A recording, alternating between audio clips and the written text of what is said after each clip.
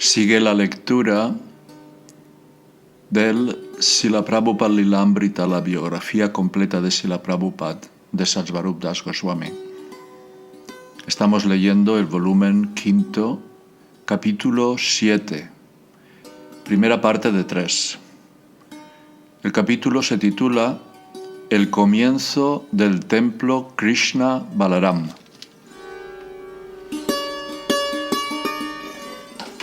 Abril de 1972. Srila Prabhupada meditaba en la construcción de su Krishna Balaram Mandir. En abril de 1972 le pidió a su discípulo Surabhi, quien había dibujado los planos para el complejo de Bombay, que hiciera diseños basados en la línea de la arquitectura india renacentista.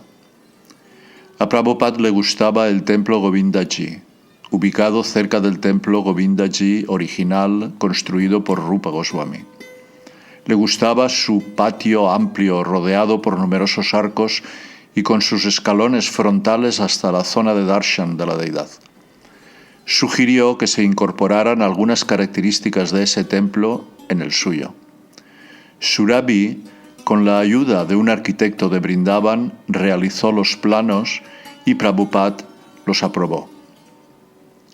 Este será el templo más imponente de Vrindavan. Muchos caballeros de la clase alta de Delhi, que también son devotos, disfrutarán la oportunidad de vivir con nosotros los fines de semana. Para ellos será exactamente como estar en Vaikunta. Deben construir algo maravilloso. De otro modo, irá en detrimento de ustedes, muchachos estadounidenses. Su participación en este proyecto de Vrindavan limpiará los pecados de Estados Unidos y de la India. Además, es uno de los más importantes de ISKCON. Aunque Guru Das se preocupó de mantener el contacto con Prabhupada por correo, descuidó ciertos aspectos importantes de Vrindavan. Por ejemplo, excavar un pozo y obtener la aprobación de la ciudad, cosas que Prabhupada había solicitado una y otra vez. En el verano de 1972 escribió: Desde el comienzo dije que quería construir un templo en Vrindavan al estilo del templo Govindaji. Intercambiamos muchas cartas, pero no se hizo nada. No importa. Ahora me gusta el plan de Surabhi.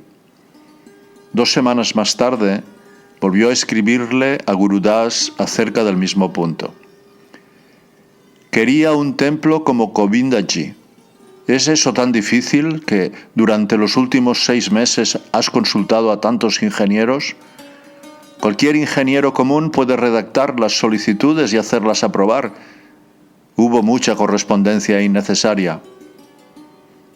Construir un templo en Vrindavan no debería ser difícil, pensó Prabhupada, y se impacientó con las demoras.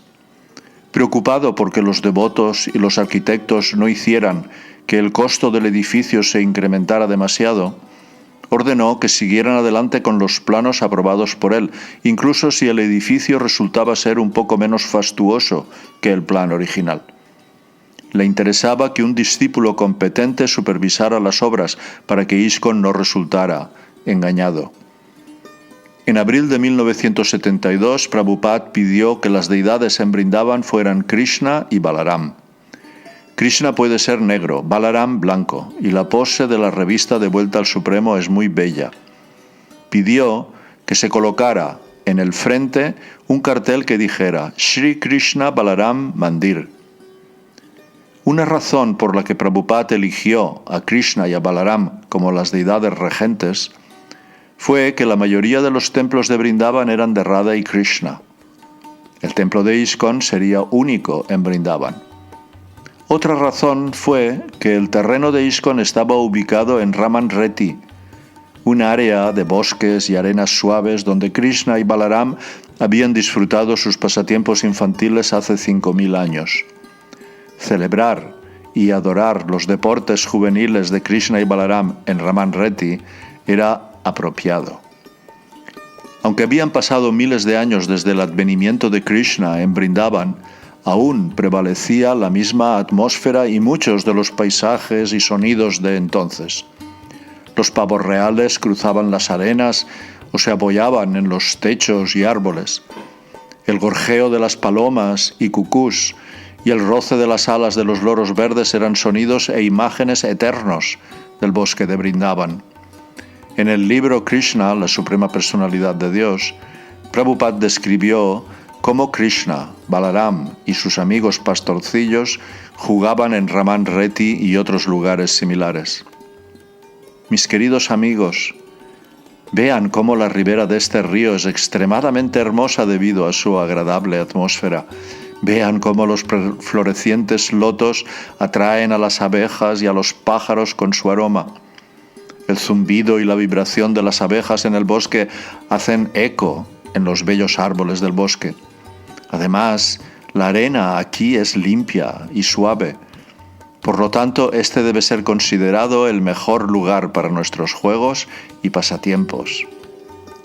De acuerdo con el Srimad Bhagavatam, el rol de los pastorcillos con Krishna y Balaram como amigos en Brindavan es la comprensión espiritual más elevada, muy por encima de la comprensión habitual que los religiosos tienen de Dios.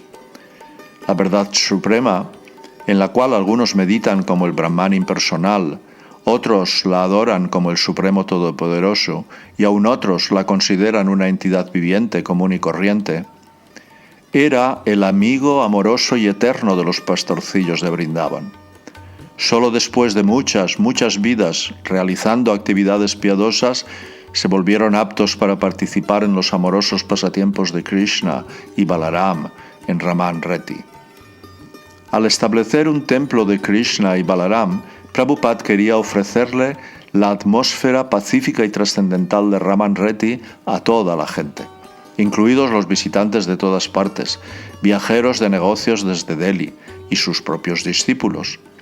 Ya había recibido una carta de una de las mayores agencias internacionales de viaje en la que le pedían alojamiento para turistas, para que el hotel de ISKCON pudiera ser incluido en las giras oficiales espirituales por la India. La gente siempre estaba yendo a la India para recorrer los lugares sagrados. Por desgracia, la mayoría de ellos no estaban autorizados o estaban invadidos por engañadores. El centro ISKCON, por lo tanto, sería muy importante. Prabhupada escribió: hagan un centro de prédica europeo y traten de conseguir turistas y hippies para que vengan a Brindavan. Denles un rico prasadam y ocúpenlos en cantar, limpiar el templo y leer nuestros libros. Denles todas las facilidades para volverse devotos. Había otro significado particular en la elección de Prabhupada de Krishna y Balaram como el objeto central de adoración en su templo de Brindavan. El señor Balaram es la primera expansión del señor Krishna y en su encarnación de Sankarshan sostiene todos los universos. Los Vaishnavas, por lo tanto, adoran a Balaram pidiéndole fuerza espiritual. Pueden orarle al señor Balaram, dijo Prabhupada, para que los ayude con sus deficiencias. En su calidad de fuente de la energía espiritual, el señor Balaram también es conocido como el maestro espiritual original. Como en los otros grandes templos de ISKCON, habría 3 altares, y al lado de Krishna y Balaram estarían las deidades del señor Chaitanya y del señor Nityananda. El señor Chaitanya es Krishna mismo, y el señor Nityananda es el señor Balaram. Un hecho que el Krishna Balaram Mandir proclamaría al mundo. En especial, el señor Nityananda se lo llama Kripa Avatar, la forma más misericordiosa de Dios para las caídas almas condicionadas. Así pues, la adoración de Krishna y Balaram como el señor Chaitanya y el señor Nityananda enfatizaría la distribución de la conciencia de Krishna a otros. Prabhupada también quería instalar deidades de Radha Shyamasundar junto con sus 2 gopis asistentes, Lalita y Vishaka. Srila Prabhupada no podía estar todo el tiempo en Brindavan, pero cada vez que se iba, el avance en las obras se hacía más lento. Gurudas, el presidente del templo, tenía poco dinero y poca pericia en manejar finanzas. Prabhupada lo llamó miserablemente barato Babu, es decir, un nombre dado por los hindúes a los occidentales que pensaban que habían logrado un trato miserablemente barato, aunque en realidad habían sido engañados. Puesto que Prabhupada no confiaba en el criterio con el cual sus devotos gastaban el dinero, organizó un complicado sistema mediante el cual podía aprobar todos los cheques de ISKCON Vrindavan, incluso cuando se hallaba viajando. Cuando Guru Das quería gastar, Tejas, el presidente del templo de Delhi, iría a Vrindavan y aprobaría los gastos. Luego se emitiría un cheque que sería enviado por correo a Srila Prabhupada para su firma. Cuando el cheque volviera a Delhi, Tejas agregaría su propia firma y se lo entregaría a Guru Das. En general, Prabhupada prefería no tener la carga de dirigir sus templos.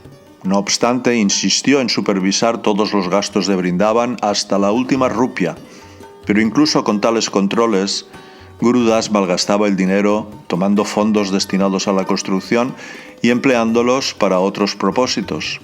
Generalmente los comerciantes lo engañaban. Después de la visita de Prabhupada en 1972 durante el mes de Kartik, estuvo lejos de Vrindavan un año entero, dirigiendo los asuntos por correspondencia. El movimiento de conciencia de Krishna crecía rápidamente en todos los continentes, así que tenía muchos lugares que visitar. Aún así, sus tres proyectos principales, Bombay, Vrindavan y Mayapur, eran los principales destinatarios de su correspondencia y sus mayores inversiones financieras. Una razón por la que no iba más seguido a Vrindavan era que las cartas de Guru Das eran muy optimistas. En ellas le prometía la inauguración del templo para Janmashtami de 1973. Surabhi estaba a cargo de la construcción y sabía bien que el trabajo iba demasiado lento. No obstante, en cada carta a Prabhupada, Guru Das le escribía pintándole el cuadro de que la construcción estaba a punto de ser terminada y de la inminente apertura del mandir. Cada vez que escuchaba las buenas nuevas, Prabhupada se sentía con más vida y tomaba por buenas las promesas de Guru Das, aunque con reservas. Si puedes terminar la obra para el próximo Janmashtami, sería un gran crédito para ti y yo iré desde cualquier parte del mundo para instalar la deidad. Pero ahora debes trabajar con mucho ahínco para cumplir lo que me prometiste. De otro modo, estaré muy decepcionado y me enojaré mucho contigo. Prabhupada les pidió a los devotos de Vrindavan que trabajaran diligentemente para terminar antes de la estación del monzón, en junio, si es que de verdad iban a cumplir su promesa. Pero cualquiera que visitara la construcción podría darse cuenta de que el edificio nunca estaría terminado a tiempo. En la zona del templo no había más que líneas de cimientos y varas reforzadas de albañilería. Solo 3 o 4 devotos vivían allí, luchando para organizar a los obreros y obtener fondos para los materiales.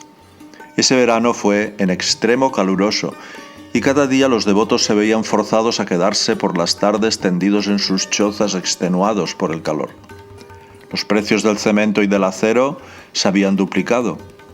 Por su parte, Prabhupada seguía respondiendo los brillantes reportes de Guru Das, alentándolo a continuar con determinación. Pero Prabhupada también podía leer entre líneas.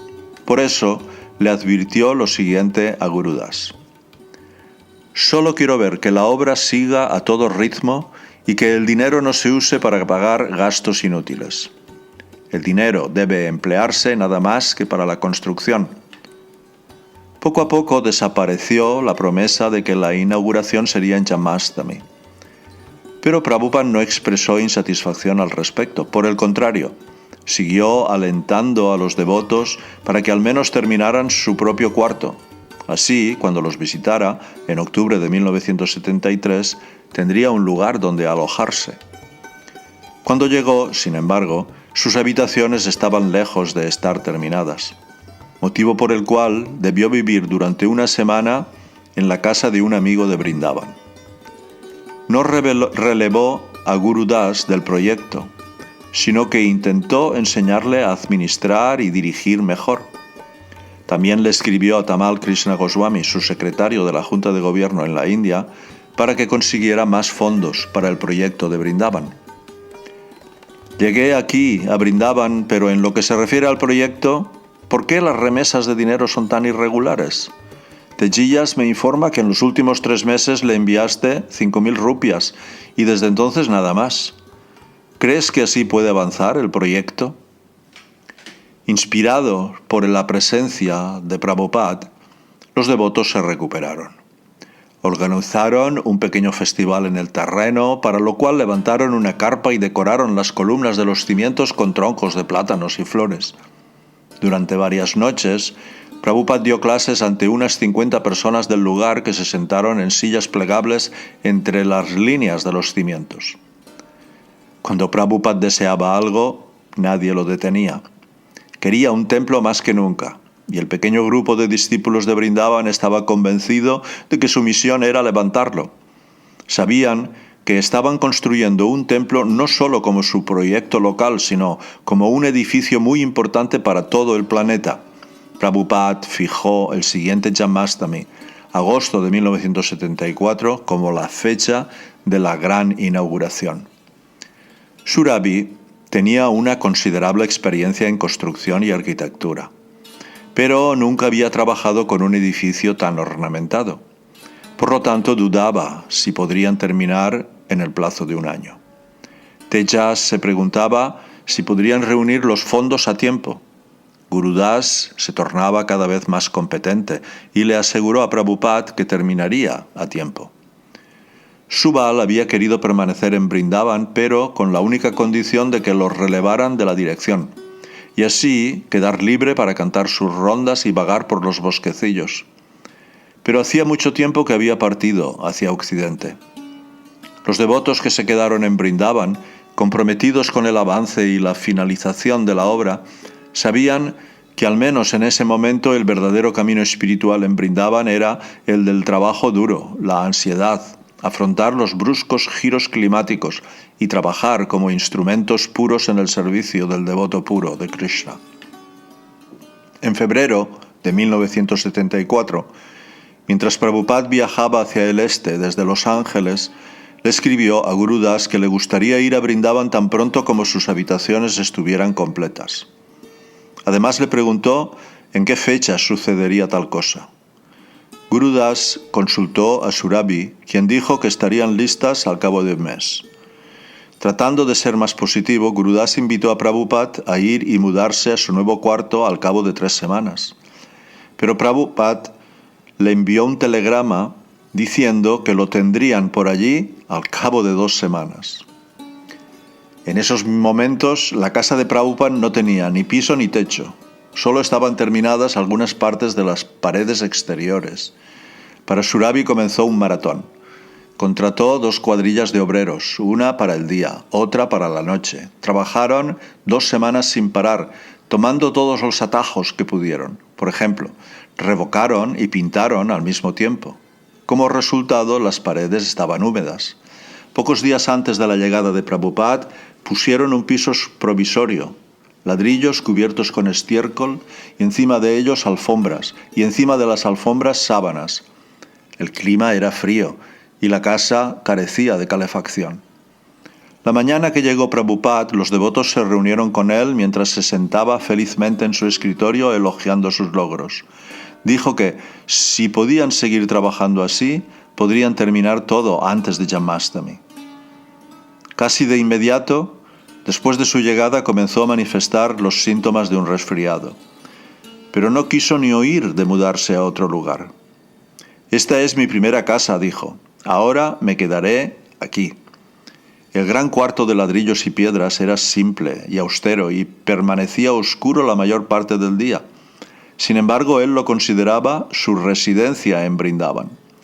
Los distinguidos visitantes locales no tardaron en visitarlo y él los recibía cálidamente, conversando sobre la conciencia de Krishna hora tras hora en su cuarto. Por las noches daba clases allí y se realizaban kirtanas. Prabhupada tenía un problema que enfrentar en Brindavan. Gurudas le informó que el señor S. quería que le devolviera 15 metros del terreno donado. Justificaba su pedido diciendo que la construcción no iba lo bastante rápido y que nunca había pensado en darle la parte del frente. Pensaba en utilizarla para construir tiendas y quizá un expendedor de gasolina. Prabhupada se alarmó.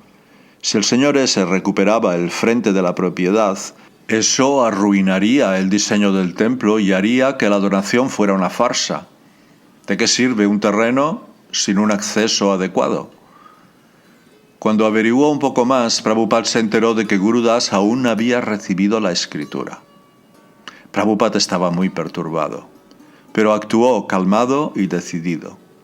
Dijo que, sin más demora, Guru Das debía reclamarle la escritura al escribano y construir una pared alta alrededor de la propiedad. El secretario de Prabhupada le cablegrafió al señor S., que se encontraba fuera de Vrindavan. Hare Krishna, Prabhupada ahora en Vrindavan hasta el 13. Entregue la parte frontal como prometió. El señor S. respondió: parte frontal será usada con otros propósitos como decidido anteriormente. Sigue carta. De pronto parecía que Prabhupada tenía otro caso como Bombay en sus manos. La forma de actuar del señor S. confirmó la urgencia de Prabhupada por terminar la construcción. Si la pared estuviera levantada y el templo construido, ya no habría posibilidad de que el señor S. recuperara el terreno. En ese punto, los seguidores de Prabhupada vieron con claridad las razones que él había tenido para hacer que se apresuraran. Él los había vigilado de cerca y hasta había sido insistente y crítico, pero por buenas razones. La oposición de Maya a la conciencia de Krishna siempre estaba presente. Si los devotos se descuidaban siquiera por un momento, podían sufrir grandes pérdidas. Preguntas como ¿y por qué la prisa? ¿Por qué está tan ansioso por construir un templo ya mismo? Nunca debieron haberse formulado, ya que eran más propias del ingenuo y del holgazán. Mientras el movimiento de conciencia de Krishna no tuviera un templo en Vrindavan, existiría la amenaza de que nunca fuera a haber un templo. Prabhupada le escribió a un amigo en Calcuta: lo que dijo K me preocupó mucho. Me dijo en persona que bajo el dictado de Srimati Radharani nos entregó el terreno como donación. Ya hemos invertido lakhs de rupias para construir el templo y si ahora emplea el frente para otro propósito, la vista del templo se verá muy perjudicada. Por favor, habla con el señor NS, hermano de K, y soluciona esto para que podamos proseguir con las obras de construcción. Por favor, dale a esta cuestión un tratamiento urgente. El señor S. no estaba en Vrindavan, así que Prabhupada aprovechó la oportunidad para hablar con los hermanos y los abogados del señor N. No podía retractarse de lo que había sido dado en nombre de Srimati Radharani, les dijo. Los asociados del señor N. estuvieron de acuerdo, al menos en ese momento, en que la situación jurídica del señor S. no era sólida. Mientras tanto, los obreros trabajaban con rapidez para construir una pared de 3,5 metros de alto alrededor de la propiedad. Eran las 4 de la tarde cuando Prabhupada estaba sentado en la fría oscuridad delante de la luz de una pequeña lámpara de escritorio. Se había levantado de la cama a las 2 y había ido a su cuarto principal a dictar los significados del Srimad Bhagavatam y en ese momento estaba sentado en medio del silencio. Usaba un gorro de lana tejida encajado hasta las orejas y un suéter y un chadar de lana gris sobre los hombros. Del otro lado de la puerta doble estaba sentado su sirviente, espiando para ver qué hacía su maestro espiritual. Durante la última visita de Prabhupada a Estados Unidos designó un nuevo secretario sirviente, Sasvarup Das Goswami. A pesar del frío, el nuevo asistente estaba feliz de estar en Vrindavan y tan íntimamente situado cerca de su maestro espiritual. Prabhupada hizo sonar su campana. El sirviente se levantó de un salto, abrió las puertas dobles y entró al cuarto. En la esquina opuesta del gran salón, sentado en el escritorio, vio a Prabhupada. Su rostro se veía serio y místico. Sus bellos e intensos ojos brillaban. Cuando Sasvarup ofreció reverencias, pensó en su gran fortuna por estar allí con su maestro espiritual. Cuando se sentó, Prabhupada asintió apenas con la cabeza. Por su parte, Sasvarup sintió que Prabhupada reconocía la buena suerte de su sirviente. Sentado en el suelo, al otro lado del escritorio, Sasvarup quedó frente a Srila Prabhupada. Esperó con respeto y reverencia, preparado para hacer lo que fuera que Prabhupada pidiera, aunque temeroso de que pudiera pedirle algo que no supiera cómo hacer. «Trae el volumen segundo del libro de Krishna», dijo Prabhupada. Su sirviente corrió, lo tomó de la estantería y regresó, volviendo a sentarse. «Lee la historia del rey Nriga», dijo Prabhupada. Aunque breves, las órdenes de Prabhupada eran completas. Su sirviente hizo una pausa preguntándose si habría algo más. Abrió el libro, pero dudó. En voz alta, preguntó. Prabhupada asintió y su sirviente comenzó a leer en voz alta. Sin embargo, pronto Satsvarup quedó confundido. Se preguntaba por qué Prabhupada le pedía que hiciera eso a una hora tan temprana de la mañana, cuando generalmente dictaba el Srimad Bhagavatam. Mientras Satsvarup leía, Prabhupada permanecía quieto, sin dar indicaciones de estar complacido o siquiera de estar escuchando. En medio de ese silencio, Satsvarup percibió su propia voz leyendo y escuchó atentamente la historia. La historia explicaba que el rey Nriga dio muchas vacas en caridad a los brahmanas. Pero un día, una de las vacas comenzó a caminar y se mezcló con el rebaño del rey Nriga. A su vez, este rey, sin darse cuenta, la dio en caridad a otro brahmana. Cuando el nuevo dueño se estaba llevando la vaca, el dueño anterior volvió para reclamarla. Surgió una discusión entre los dos brahmanas. Llegaron ante el rey Nriga y le reclamaron que había dado en caridad una vaca que ya había sido regalada anteriormente, cosa que era un gran pecado. El confundido rey ofreció muy humildemente a cada brahmana 100.000 vacas a cambio de la que había ocasionado el altercado.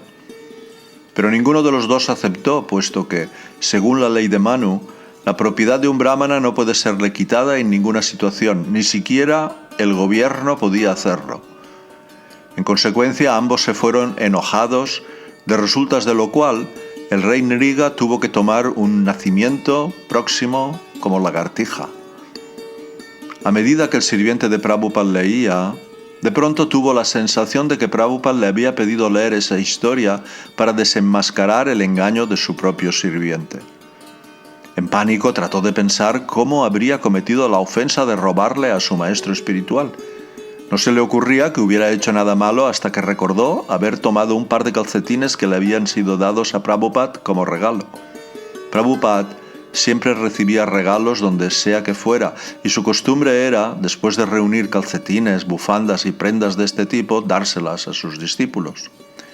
Prabhupada apenas usaba una fracción de lo que le daban, y, como hacía frío en Vrindavan, Satsvarup, que no tenía calcetines, había tomado un par que parecía de escaso valor y que estaba seguro de que su maestro espiritual nunca usaría. Dio por sentado que Prabhupada no le objetaría. Sin embargo, en ese momento su engaño estaba siendo denunciado de forma indirecta. Cuando terminó la historia, Prabhupada quedó silencioso, igual que su sirviente. Quizás se quedó dormido, pensó Satsvarup, y no se atrevió a decir nada, ni siquiera a moverse. Ambos estuvieron quietos. Satsvarup miraba hacia abajo, hacia el libro, y a veces hacia arriba, a Prabhupada, esperando una indicación. Pasaron 5 minutos. Finalmente, Prabhupada dijo: «Ahora mecanografía este capítulo». Su sirviente entendió la instrucción y se levantó para irse, pero la situación aún no estaba clara. ¿Por qué había leído la historia y para qué mecanografiarla? Prabhupada volvió a hablar. «Ahora quiero dictar una carta». Satsvarup tenía un anotador con él y se sentó sin demora para comenzar a tomar dictado.